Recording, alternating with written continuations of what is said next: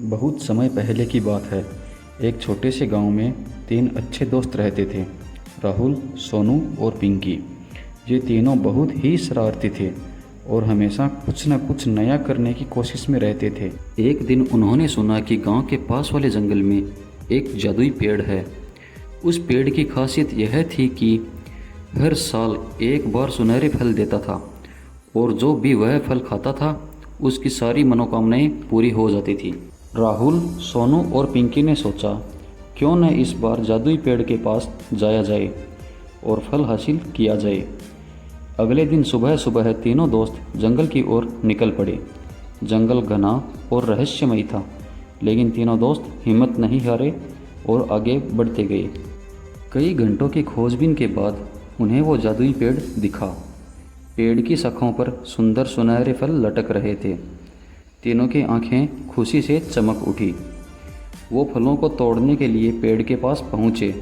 तभी पेड़ की शाखाएं हिलने लगी और पेड़ ने बोलना शुरू किया, जो भी यह फल तोड़ना चाहता है उसे एक पहेली का जवाब देना होगा।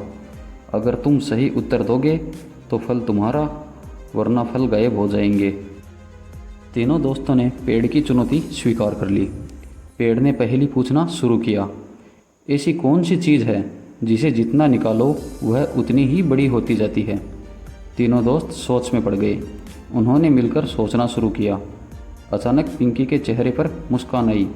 उसने उत्तर दिया, वह चीज़ गड्ढा होता है, क्योंकि जितनी मिट्टी गड्ढे से निकालते हैं वह उतना ही बड़ा होता जाता है। पेड़ मुस्कुराया और कहा, तुमने सही उत्तर दिया है, ये फल अब तुम्हारे हैं। तीनों दोस्तों ने एक एक सुनहरा फल लिया और घर की ओर चल पड़े। जैसे ही उन्होंने फल खाया, उनके सामने एक परी प्रकट हुई। परी ने कहा, तुम्हारे साहस और चतुराई की वजह से तुम्हें यह फल मिले हैं। अब तुम्हारी एक एक मनोकामना पूरी होगी। राहुल ने सोचा और कहा, मुझे एक सुंदर महल चाहिए। परी ने छड़ी घुमाई और राहुल के सामने एक सुंदर महल खड़ा हो गया। सोनू ने कहा, मुझे ढेर सारा सोना चाहिए। परी ने उसकी भी इच्छा पूरी कर दी। पिंकी ने अंत में कहा, मुझे चाहिए कि हमारे गांव में कोई भी भूखा न रहे। परी ने उसकी यह नेक इच्छा भी पूरी कर दी। तीनों दोस्त अब बहुत खुश थे, लेकिन सबसे ज़्यादा खुशी का एहसास पिंकी को हो रहा था, क्योंकि सच्ची खुशी दूसरों की मदद करने में है। इस कहानी से हमें यह सीख मिलती है कि हमें हमेशा ज़रूरतमंदों की सहायता करनी चाहिए।